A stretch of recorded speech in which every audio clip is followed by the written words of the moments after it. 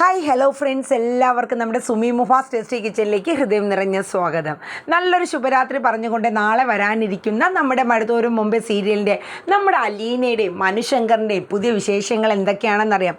കൂടെ നമ്മുടെ വൈജയന്തിയുടെയും കൂടെ അല്ലേ, എന്താകും ഏതാകും ഒന്നും അറിയില്ല. എല്ലാവരും ഒറ്റപ്പെടുത്തി തനിക്ക് എന്ത് ചെയ്യണം, എന്ത് തീരുമാനം എടുക്കണം എന്നറിയാണ്ട് തല പാളി നടക്കുന്ന നമ്മുടെ വൈജയന്തി ഇനിയിപ്പോൾ എന്ത് തീരുമാനമാണ് എടുക്കുന്നത്, ഇതൊക്കെ നമുക്ക് കണ്ടു തന്നെ അറിയാം കേട്ടോ. ഇനി നെക്സ്റ്റ് വീക്കിൽ വരുന്ന പ്രൊമോസിലൊക്കെ നല്ല അടിപൊളി വിശേഷങ്ങളാണ് കേട്ടോ. ഓരോ എപ്പിസോഡും അടിപൊളിയാണ്, നിങ്ങൾ ആരും മിസ്സാക്കരുത് കേട്ടോ. നമ്മുടെ പ്രൊമോസ് മുൻകൂട്ടി കേട്ടോളൂ കേട്ടോ. അപ്പോൾ നമ്മുടെ വീഡിയോസൊക്കെ കേൾക്കുന്നതിനോടൊപ്പം തന്നെ ഒരു ലൈക്കും ഒരു സ്റ്റാർ ബട്ടൺ ഹൈപ്പും കൂടെ അങ്ങ് കൊടുത്തേക്കിനെ, ആരും മറന്നു പോകരുത്. അതോടൊപ്പം തന്നെ നമ്മുടെ ചാനൽ ആദ്യമായിട്ട് വരുന്നവരൊക്കെ ഒന്ന് സബ്സ്ക്രൈബ് ചെയ്യുക. പിന്നെ നിങ്ങളുടെ അഭിപ്രായങ്ങൾ എന്തൊക്കെയാണെങ്കിലും ഒന്ന് കമൻറ്റ് ബോക്സിലൂടെ രേഖപ്പെടുത്തണേ. അപ്പോൾ നമുക്ക് നാളത്തെ വിശേഷത്തിലോട്ട് പോവാം. നമ്മുടെ അലീനയും മനുവും കൂടെ ചേർന്ന് നമ്മുടെ ശരണ്യയെ പോയി കണ്ടായിരുന്നല്ലോ. അങ്ങനെ പോയി കണ്ട് വന്ന അലീനയ്ക്ക് മനസ്സിന് അത്ര ഒരു ഇതല്ല എന്ന്. കാരണം ശരണ്യയ്ക്ക് മാനസികമായിട്ട് ഒരുപാട് ബുദ്ധിമുട്ടുകൾ നമ്മുടെ രോഹിത്തിന് വേണ്ടിയിട്ട് ആ മൊഴി മാറ്റി പറഞ്ഞതിൻ്റെ പേരിൽ ഒരുപാട് ബുദ്ധിമുട്ടുകൾ നേരിടേണ്ടി വന്നായിരുന്നു. വീട്ടുകാരിൽ നിന്നും, സ്വന്തം അച്ഛനും അമ്മയിൽ നിന്നും, മറ്റ് സമൂഹത്തിൽ നിന്നും ഒക്കെ ഒരുപാട്, നാട്ടുകാരിൽ നിന്നും സംഘടനക്കാരിൽ നിന്നും ഒരുപാട് കുറേയൊക്കെ പിടിച്ചു നിന്നു. പിന്നെ ഒരു ഏകാന്ത ജീവിതമായിപ്പോയി, പഴയതിനേക്കാളും മോശപ്പെട്ട് ആഹാരം കഴിക്കാണ്ട് അങ്ങനെയൊക്കെയുള്ള ഒരുപാട് മാനസിക ഡിപ്രഷൻ ആ കുട്ടി നേരിടേണ്ടി വന്നു. അലീന ഒരുവിധം എല്ലാമൊക്കെ പറഞ്ഞ് സമാധാനിപ്പിച്ച് ആ കുട്ടിക്ക് വേണ്ടുന്നത്ര കോൺഫിഡൻറ്റ് കൊടുത്തിട്ടാണ് അലീന എത്തിയത് കേട്ടോ. അങ്ങനെ അലീന വീട്ടിലെത്തിക്കഴിഞ്ഞ് ബാലചന്ദ്രനായിട്ട് ശരണ്യയുടെ കാര്യങ്ങളൊക്കെ സംസാരിക്കുകയാണ്. അപ്പോൾ അലീന പറഞ്ഞു അവളുടെ കാര്യങ്ങളിലും പഠിത്തത്തിലും മറ്റുമൊക്കെ അച്ഛാ നമുക്ക് പറ്റുന്ന പോലെയൊക്കെയുള്ള എനിക്ക് സഹായിക്കണം അവളെ. അപ്പോൾ നമ്മുടെ ബാലചന്ദ്രൻ പറഞ്ഞു, മോളെ നീ ഒറ്റയ്ക്കല്ല അലീന, നിന്നോടൊപ്പം ഞാനും ഉണ്ടാകുമെന്ന് പറഞ്ഞു.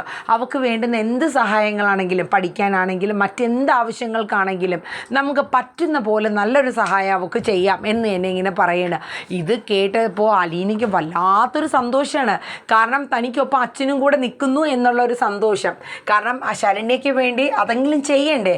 കാരണം ആ ഒരു കുട്ടിക്ക്, കാരണം അവർക്ക് അവരെ ഫിനാൻഷ്യലിയൊക്കെ ആണെങ്കിൽ ഒരുപാട് താഴെയാണ് അവർക്കപ്പോൾ.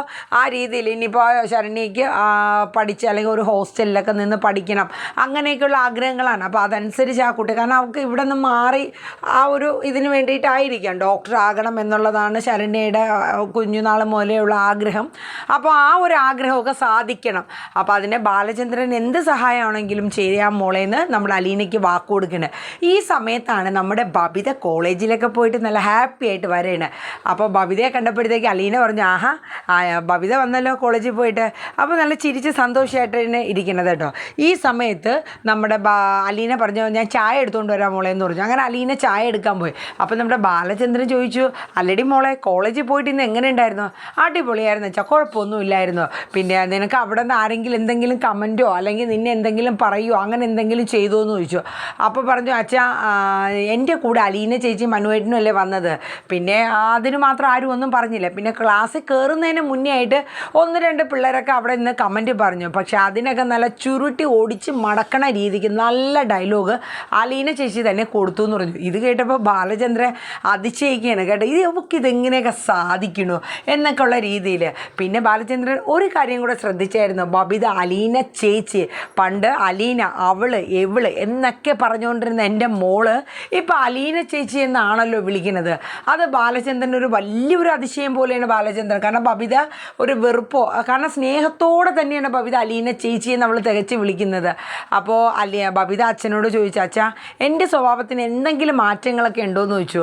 മാറ്റങ്ങളുണ്ടോയെന്നോ? മൊത്തത്തിൽ മാറ്റുവാടി മോളെ, നീ ശരിക്കും മാറിപ്പോയി എന്ന് പറഞ്ഞു. അതേ അച്ഛാ, ഞാൻ ശരിക്കും മാറിയിട്ടുണ്ട്, എൻ്റെ ജീവിതം ഇനി മുതൽ പുതിയൊരു രീതിയിലായിരിക്കും. അതിന് തുടക്കം അലീന ചേച്ചി തന്നെയാണ് കുറിച്ച് തന്നതെന്ന് പറഞ്ഞു. അതെ, അവളെ എത്ര മനസ്സിലാക്കിയിട്ടും അവളെ സ്വഭാവം, അലീനയുടെ സ്വഭാവം എന്താണെന്ന് തിരിച്ചറിയാൻ നിനക്ക് കഴിഞ്ഞല്ലോടി മോളെന്ന് നമ്മുടെ ബാലചന്ദ്രൻ പറയുന്നുണ്ട്. അപ്പം ബബിത പറഞ്ഞു, അത് ശരിയാ, കാരണം രോഹിതായിട്ട് ഇത്രയും ക്രൂരത ചെയ്തിട്ട് കൂടി അലീന ചേച്ചി ഒരു സ്വന്തം അനുജൻ അല്ലെങ്കിൽ സ്വന്തം മകനെ നോക്കുന്ന പോലെയാണ്. സ്വന്തം അനിയത്തിയായ എനിക്ക് പോലും കഴിയില്ല അച്ഛാ രോഹിതേട്ടനെ അങ്ങനെ കെയർ ചെയ്യാനായിട്ട്. അലീന ചേച്ചി അത്രയ്ക്ക് നല്ലൊരു രീതിയിലാണ് രോഹിത് ഏട്ടനെ കെയർ ചെയ്യണത്. എനിക്കത് കണ്ട് നിന്നിട്ട് കൂടി എനിക്കത് വല്ലാത്തൊരു ഫീലിങ്സ് ആയിരുന്നു ആ ഒരു ഇത്.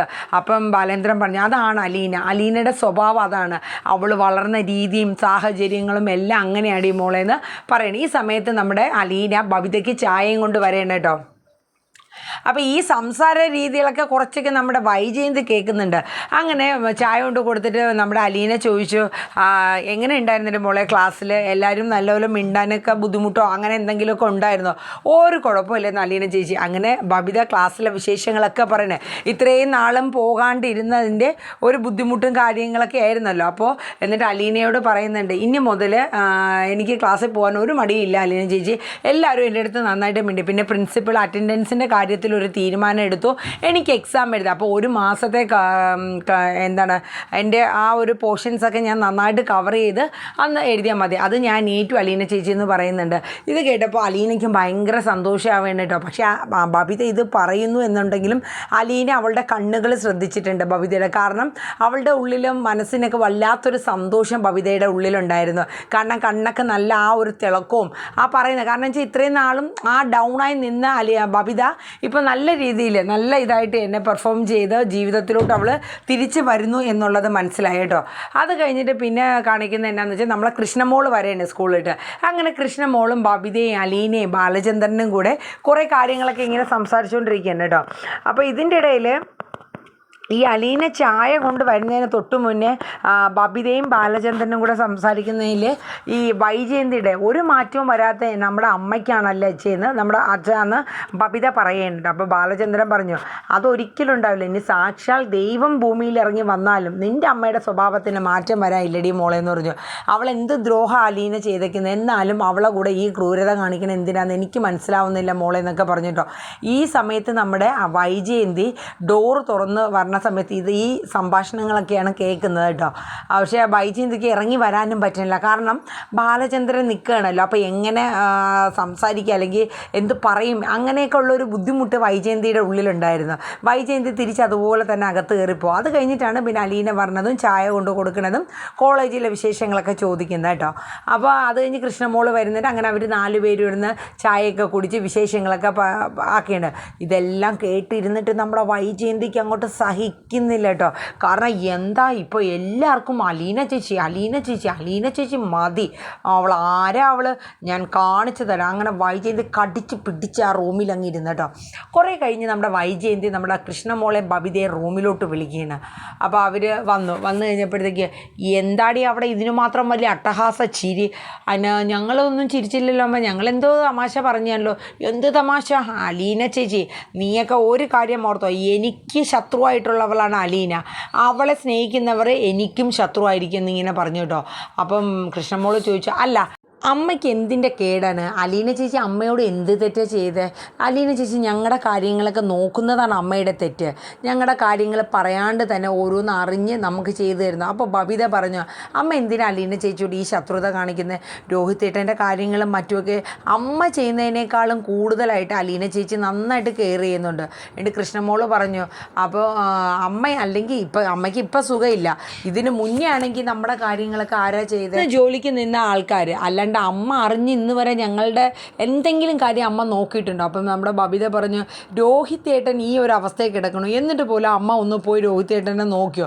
അങ്ങനെ 2 പേരും മാറിയും തിരിഞ്ഞും പറയുന്നുണ്ട്. പക്ഷേ അതിനെല്ലാം മറുപടിയായിട്ട് വൈജയന്തി പറയുന്നുണ്ട്, എടി നിനക്കൊക്കെ ഇത്ര വലിയവളായി കഴിഞ്ഞു അല്ലേടി അലീന, അവളെ നീയൊക്കെ കണ്ടോ, ഒരു നിമിഷം ഞാൻ ഇവിടെ നിർത്തില്ല, ഞാൻ കാണിച്ചു തരാം, ഞാൻ വൈജയന്തി ആണെങ്കിൽ ഞാൻ അവളെ കാണിച്ചു തരാടി, അവളെ തൊലിവെളുപ്പ് കണ്ടിട്ടാണോടി, നിനക്കൊക്കെ എന്താടി അവൾ മയക്കി തന്നിക്കുന്നത് എന്നൊക്കെയുള്ള രീതിയിൽ നമ്മുടെ വൈജയന്തി ചോദിക്കുകയാണ്. ഞങ്ങൾക്കൊന്നും മയങ്ങാനായിട്ടൊന്നും തന്നിട്ടൊന്നുമില്ല, ഞങ്ങളുടെ കാര്യങ്ങൾ അറിഞ്ഞ് ചെയ്യണു, ഞങ്ങൾ അതനുസരിച്ച് അലീന ചേച്ചിയുടെ അടുത്ത് മിണ്ടുന്നു. അമ്മ എന്തിനാ ഈ ശത്രുത കാണിക്കണം? അമ്മയോട് എന്തെങ്കിലും തെറ്റ് ചെയ്തിട്ടാണോ അലീന ചേച്ചിയോട് ഈ മാതിരി ശത്രുത കാണിക്കണേന്ന് അവർ ചോദിക്കുകയാണ് കേട്ടോ, ബബിത ചോദിക്കുകയാണ്. അപ്പോൾ വൈജയന്തി ഭയങ്കരമായിട്ട് കിടന്ന് ഇങ്ങനെ ഷൗട്ട് ചെയ്യാണ് അലീന. കാരണം അലീനയെക്കുറിച്ച് ആര് നല്ലത് പറയുകയോ അല്ലെങ്കിൽ പുകഴ്ത്തി പറയുകയോ ചെയ്തു കഴിഞ്ഞാൽ അത് വൈജയന്തി ഒരു കാലത്ത് അംഗീകരിച്ച് കൊടുക്കില്ല. കാരണം വൈജയന്തി പറയണ എന്തെന്ന് വെച്ചാൽ മറ്റുള്ളവരെ വശീകരിച്ച് അവളെ തൊലിവെളുപ്പ് കാണിച്ച് മറ്റുള്ളവരെ വശീകരിച്ചെടുത്താണ് അലീനയെ ഓരോരുത്തരായിട്ട് ഈ വീട്ടിൽ കയ്യിലെടുത്തേക്കുന്നതെന്നാണ് വൈജയന്തി പറയണത്. പക്ഷേ കൃഷ്ണമോളും ബബിതയൊന്നും എന്തായാലും അത് വിട്ടുകൊടുക്കാനായിട്ട് നിന്നില്ല. നല്ല രീതിക്ക് അവർ മറുപടി കൊടുത്തിട്ട് അവരങ്ങ് പോയിട്ടോ.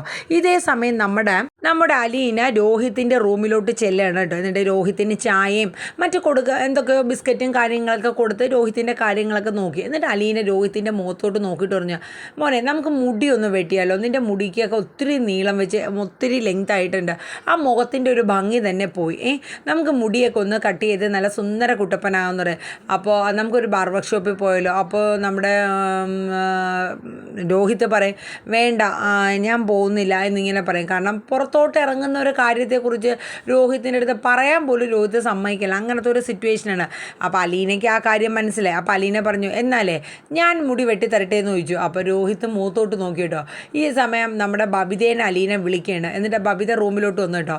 എന്നിട്ട് ബബിതയുടെ അടുത്ത് അലീന പറയണം, മോളെ ഒരു കത്രികയും ഒരു ചീപ്പും എടുത്തുകൊണ്ട് വരാൻ പറയും. അങ്ങനെ ബബിത ചെന്ന് ഒരു കത്രികയും ചീപ്പും എടുത്തുകൊണ്ട് വരികയാണ്. എന്നിട്ട് ബബിതയുടെ കൈ കൊടുക്കുക. അപ്പം ബബിത നോക്കുമ്പോൾ അലീനയുടെ കയ്യിൽ ബബിത കൊടുക്കുകയാണ് കത്രികയും ചീപ്പും. എന്നിട്ട് ബബിത നോക്കിക്കൊണ്ടിരിക്കുകയാണ് എന്താ ചെയ്യണേന്ന്. എന്നിട്ട് ഒരു കണ്ണാടി രോഹിത്തിൻ്റെ കയ്യിലും കൊടുത്തിട്ടുണ്ട്. എന്നിട്ട് അലീന നല്ല സൂപ്പർ എക്സ്പേർട്ട് ഒരു ഹെയർ കട്ടിങ് ആളെ പോലെ നന്നായിട്ട് അങ്ങോട്ട് മുടി വെട്ടുന്നുണ്ട് കേട്ടോ, ലെങ്തൊക്കെ കുറച്ച്. രോഹിത്ത് വിചാരിച്ച് വല്ല പൂച്ച കറമ്പി വെക്കുകയൊക്കെ പോലെ എന്തെങ്കിലുമൊക്കെ കാട്ടിക്കൂട്ടി മുടി ഇല്ലാണ്ടാക്കുമെന്നാണ് വിചാരിച്ചത്. ബബിത പോലും അന്തം വിട്ടു. ഈ പണിയും അലീന ചേച്ചിക്ക് അറിയാവോ എന്ന രീതിയിൽ മനസ്സിലിങ്ങനെ പറയുകയാണ്. എല്ലാം കൊണ്ട് തികഞ്ഞ ഒരു ചേച്ചി തന്നെ, പറയാണ്ടിരിക്കാൻ പറ്റില്ല എന്നുള്ള ഒരു രീതിയിൽ ബബിത മനസ്സിലിങ്ങനെ ഓർക്കേണ്ട കേട്ടോ. കാരണം അലീനയ്ക്ക് നന്നായിട്ട് ഹെയർ കട്ടിങ് അറിയാം. കാരണം അവർ സ്നേഹനികേതത്തിൽ നിന്ന സമയത്ത് ഇതുപോലെയുള്ള രോഗികളൊക്കെ ഉണ്ടാവും. ആ സമയത്ത് അങ്ങനെയുള്ളവർക്കൊക്കെ മുടി വെട്ടിക്കൊണ്ടിരുന്നത് അലീനയാണ്. ആ ഒരു എക്സ്പീരിയൻസ് നമ്മുടെ അലീനയ്ക്ക് ഉണ്ടായിരുന്നു. അങ്ങനെ അലീന അടിപൊളിയായിട്ട് മുടിയൊക്കെ നല്ലതായിട്ട് ലെങ്ത്തൊക്കെ കുറച്ച് കൊടുത്തു. എന്നിട്ട് രോഹിത്ത് ലാസ്റ്റ് നോക്കുകയാണ് കേട്ടോ എങ്ങനെ ഉണ്ടെന്നുള്ളത്. മൊത്തത്തിൽ രോഹിത്ത് പോലും ഒന്ന് അന്താളിച്ച് പോയി. കാരണം ഇത്രയും നല്ലതായിട്ട് രോഹിത്തിൻ്റെ മനസ്സിൽ അവിടെ ആയിട്ട് കറമ്പ് വെച്ചേക്കും എന്നുള്ളൊരു കൺസെപ്റ്റ് ആയിരുന്നു. പക്ഷെ നല്ല അടിപൊളിയായിട്ട് അലീന മുടിയൊക്കെ വെട്ടി കൊടുക്കുകയാണ് കേട്ടോ. അതേ സമയം നമ്മുടെ മനു വീട്ടിലെത്തിയായിരുന്നു. അപ്പോൾ നമ്മുടെ കമലയും ശിവനും മനുവിൻ്റെ അടുത്ത് ചെന്നു. അല്ല ഇവിടെ നിന്ന് പറഞ്ഞിട്ട് പോയത് അലീനയുടെ അടുത്ത് കാര്യങ്ങളൊക്കെ അവതരിപ്പിച്ചു കൊള്ളാം എന്നുള്ള രീതിയിലാണ് മനുശങ്കർ പോയത്.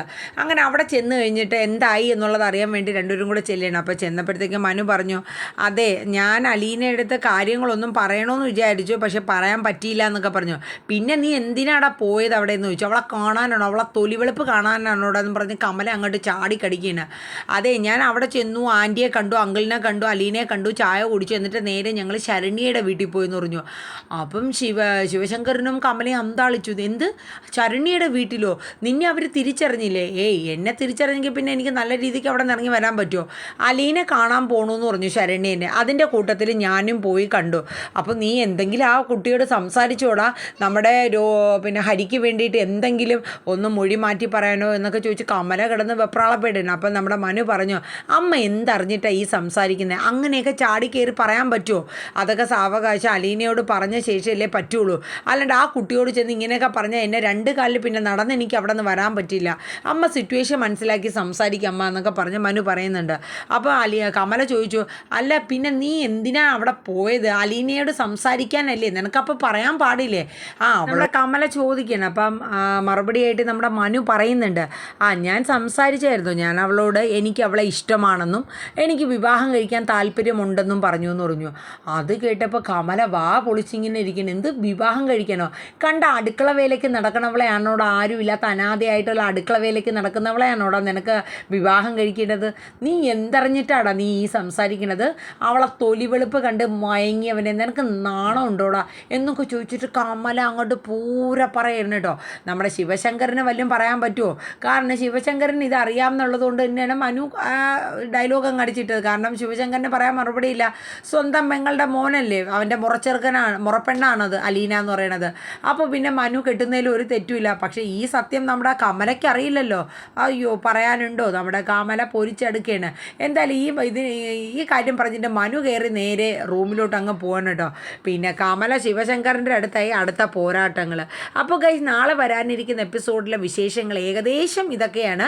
അപ്പോൾ ചിലപ്പോൾ കുറച്ച് ഡയലോഗ് ഡയലോഗ്സൊക്കെ നന്നായിട്ട് മാറി വരും. ഏകദേശം സ്റ്റോറി ഇതാണ്, നമ്മുടെ നോവൽ ബേസ് ചെയ്തിട്ടുള്ള ഒരു സ്റ്റോറി. നമുക്കൊരു 10 മിനിറ്റ് കൊണ്ട് പറയുമ്പോൾ നിങ്ങൾക്ക് മനസ്സിലാവുന്ന ഒരു രീതിയിൽ, ഈ ഒരു രീതിയിലല്ലേ പറയാൻ പറ്റൂ. എല്ലാ ഡയലോഗും പറഞ്ഞൊന്നും പറയാൻ പറ്റില്ലല്ലോ.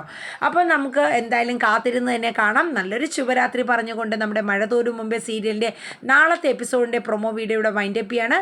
അപ്പോൾ ഒരു ലൈക്കും ഒരു കുഞ്ഞ് ഹൈപ്പും തരാൻ എൻ്റെ മുത്തുമണീസ് ആരും മറക്കരുത്. എല്ലാവരും നിങ്ങളുടെ കമൻസൊക്കെ ഒന്ന് രേഖപ്പെടുത്തുക കേട്ടോ. കണ്ടുകൊണ്ടിരിക്കുമ്പോൾ തന്നെ ലൈക്കും ഹൈപ്പും കൊടുത്തങ്ങ് പോകണം കേട്ടോ. അപ്പോൾ എല്ലാവർക്കും ശുഭരാത്രി. Tata, bye bye, take care, thank you.